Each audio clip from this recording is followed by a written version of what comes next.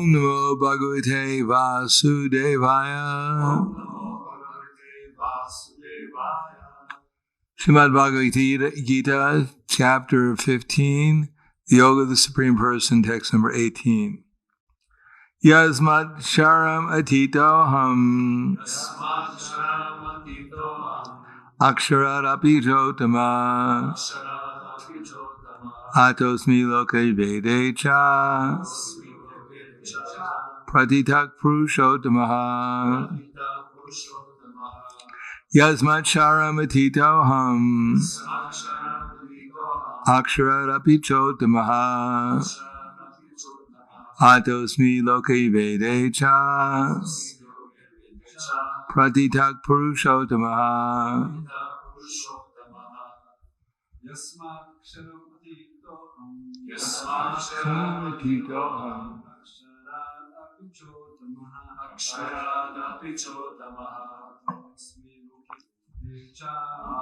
Loka Vedecha Pratitak Purushotamaha. Matajis, or Dami, or Yasmat Sharamititoham Aksharapi Chotamaha Atosmi Loko Vedecha Pratitak Purushotamaha. Yasmat,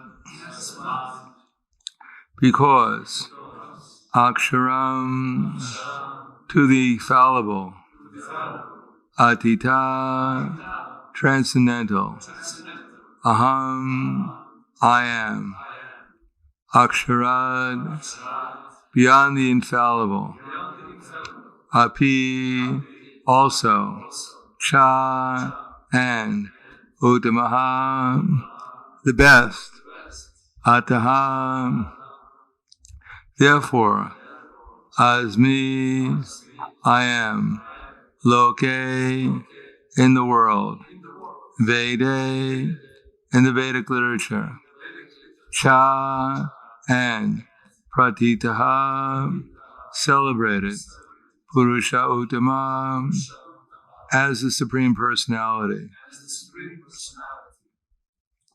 Translation and purport by His Divine Grace A.C. Bhaktivedanta Swami Prabhupada. Because I am transcendental beyond both the fallible and the infallible, and because I am the greatest, I am celebrated both in the world and in the Vedas as that Supreme Person. Purport. No one can surpass the Supreme Personality of Godhead, Krishna, neither the conditioned soul nor the liberated soul. He is therefore the greatest of personalities. Now it's clear here that the living entities in the Supreme Personality of Godhead are individuals. The difference is that the living entities, either in the conditioned state or in the liberated state, cannot surpass in quantity the inconceivable potencies of the Supreme Personality of Godhead. It's incorrect to think of the Supreme Lord and the living entities as being on the same level or equal in all respects. There is always a question of superiority and inferiority between their personalities. The word Uttama is very significant. No one can surpass the Supreme Personality of Godhead.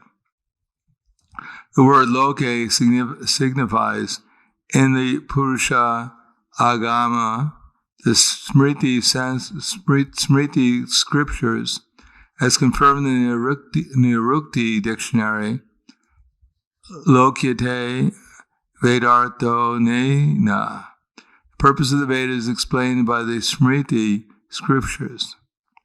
The Supreme Lord in his localized aspect of Paramatma is also described in the Vedas themselves. The following verse appears in the Vedas, Chandoga Panishad. Tavat Esha Samprasado Smach Charitrat Samutaya Param Jyoti Rupam Sampadya Svena Rupena Binishpadete Sotama Purushaha. Super soul coming out of the body enters the impersonal Brahma Jyoti. Then in his form he remains in his spiritual identity.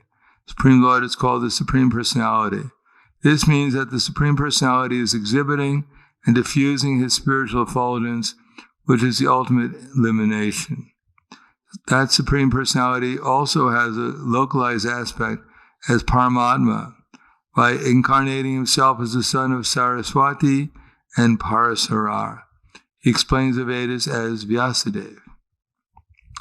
Yasmat Sharatito ham aksharapi chotama atosmi veda loke veda cha pratitak purushotama.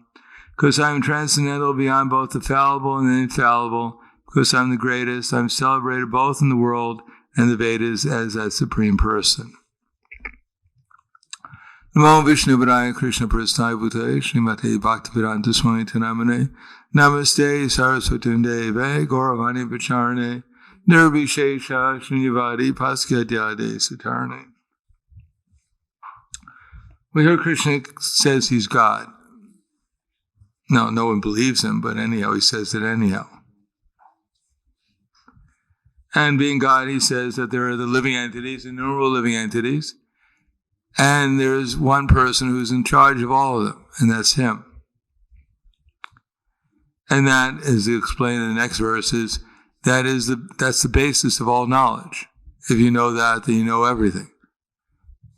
When it knows Krishna is the Supreme Person, as he says, in the next verse, Yomam eva samudo janati purushottama sasarvavit bhajante mam sarvabhavena bharata. Anyone who knows me as the Supreme Personality of Godhead without doubting is said to be the knower of everything, and therefore he engages himself in full devotional service. And then the last verse in the chapter. Iti guyatma shastram idam yuktva mayanaga etad budva buddhi matsyat krita kritastra. This is the most confidential knowledge of all the Vedic scriptures. Anyone who knows this will become wise, and his endeavors will know perfection. So that's all we really have to know, is that Krishna is God, and then you know everything that's worthy to be known. We may not know who's going to win the next horse race. That may be left unknown. But if we're back in the spiritual world, it won't make any difference to us who wins and who loses. And if we're not back in the spiritual world, and it doesn't really matter who wins and who loses anyhow, because we're all lost. Therefore, this 15th chapter of the Bhagavad Gita, the Yoga of the Supreme Person, is more or less to confirm the fact, as Krishna says in the rest of the Bhagavad Gita, that he's God. And he explains how we can perceive, and especially in the last 6 chapters of Bhagavad Gita, and even the middle 6 chapters, and even the other ones, but especially in the last 6 chapters, Krishna gives us indications how we can know that there is a God.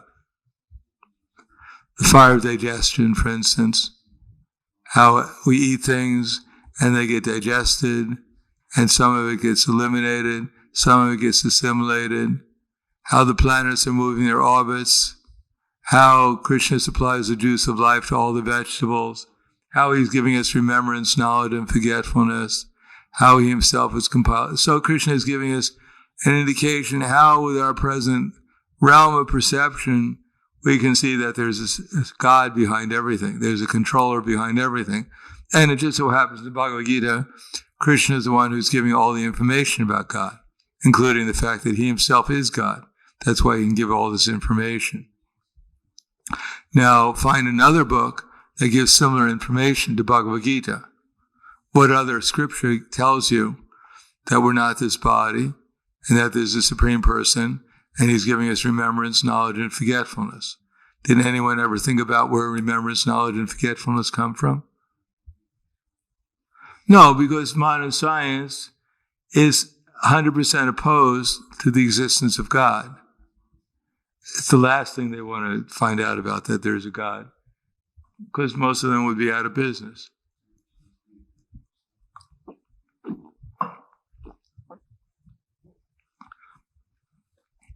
Because they're trying to figure out ways of wiping out people's memories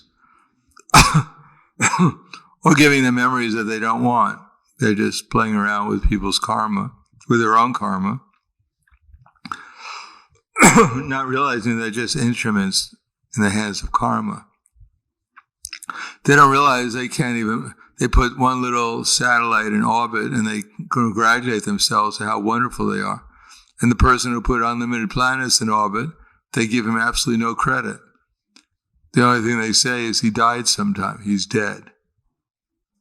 He may have been there sometime, but then he grew old and died. And somehow or another, the planets they have nothing else to do, so they just keep on following their orbit until someone tells them something different.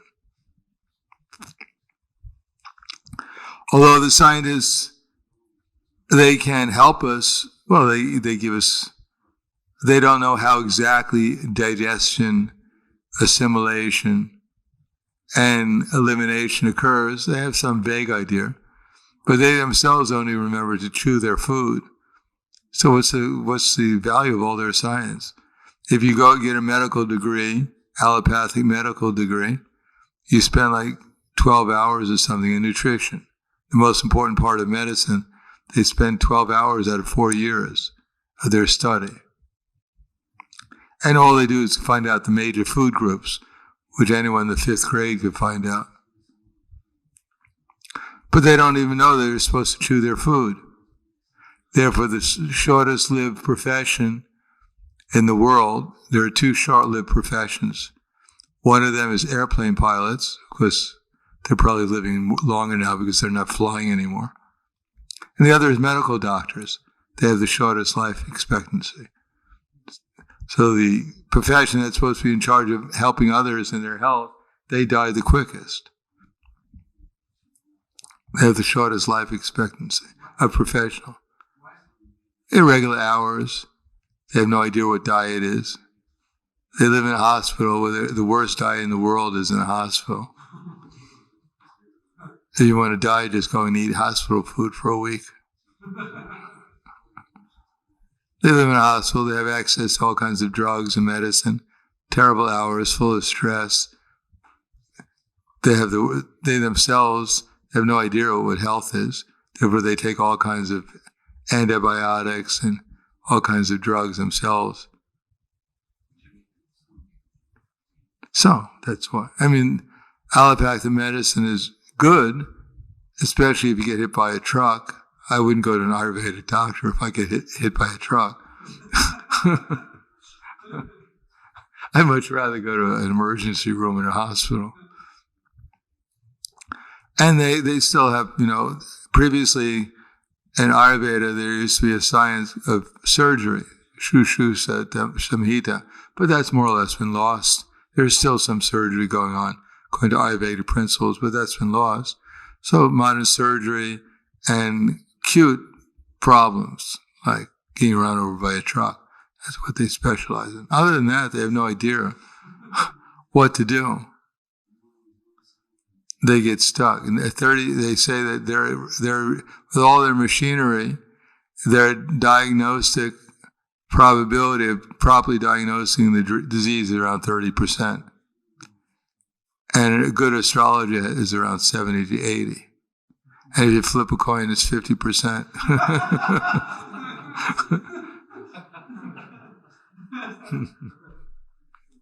So if you study, study medicine, even from allopathic medicine, which I do regularly because I'm on all these conferences dealing with all these diseases, liver disease, immune deficiency disease. I get all these free seminars with hundreds of doctors. And they're always testifying that people, they don't know what they're doing. They always misdiagnose things. Their range of understanding what the disease is not very large. They're more or less guessing most of the time, and they usually guess wrong. But that's just the nature, because anyhow, it's a whole science of disease.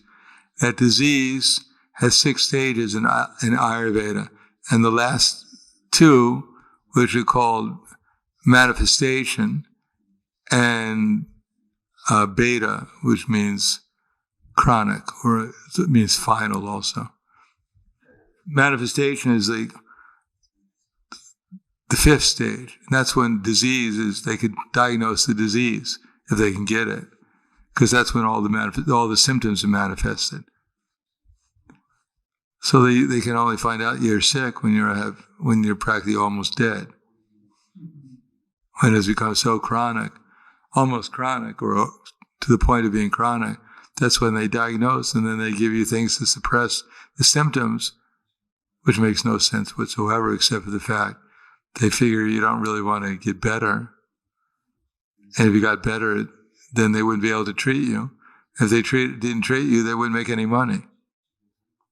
So it's better to keep you sick, and their pocketbook will stay healthy.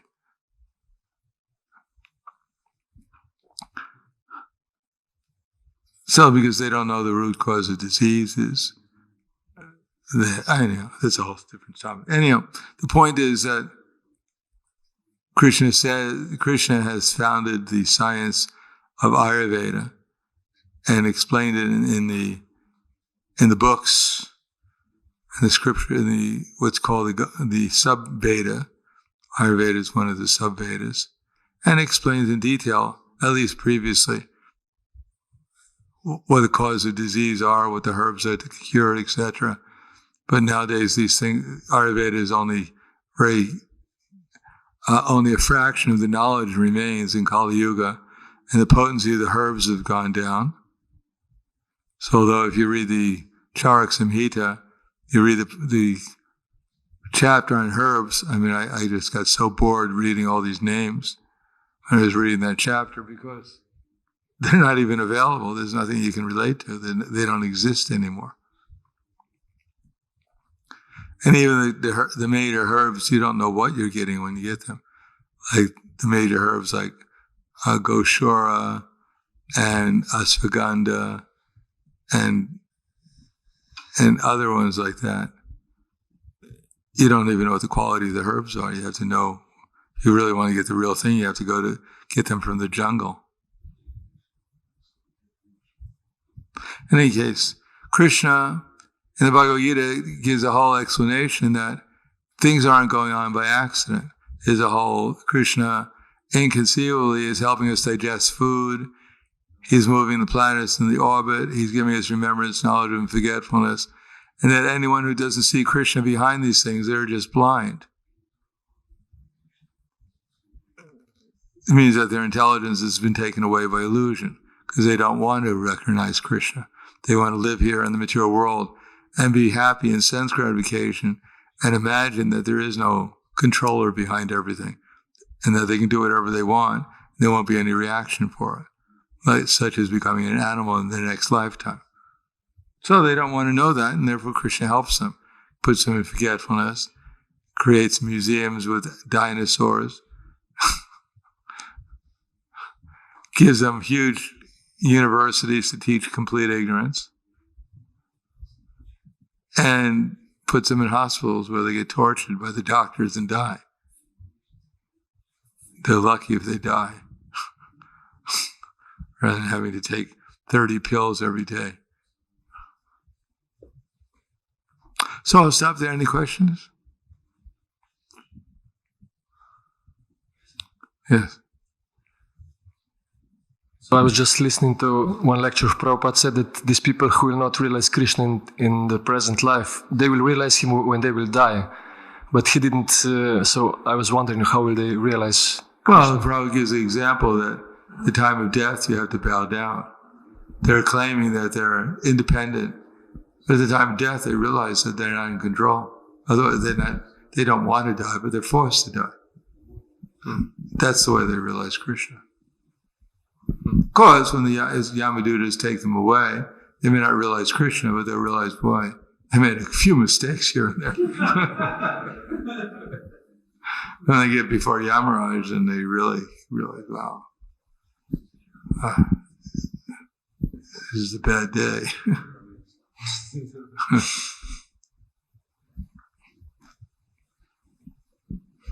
But most people don't even, they don't realize Krishna, except for the fact they realize they're not God. They're not the ultimate controller.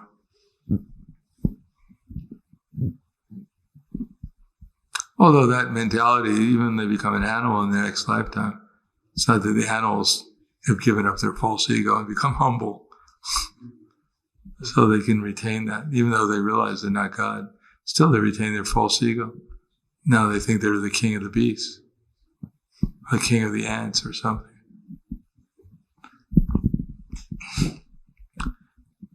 Anything else?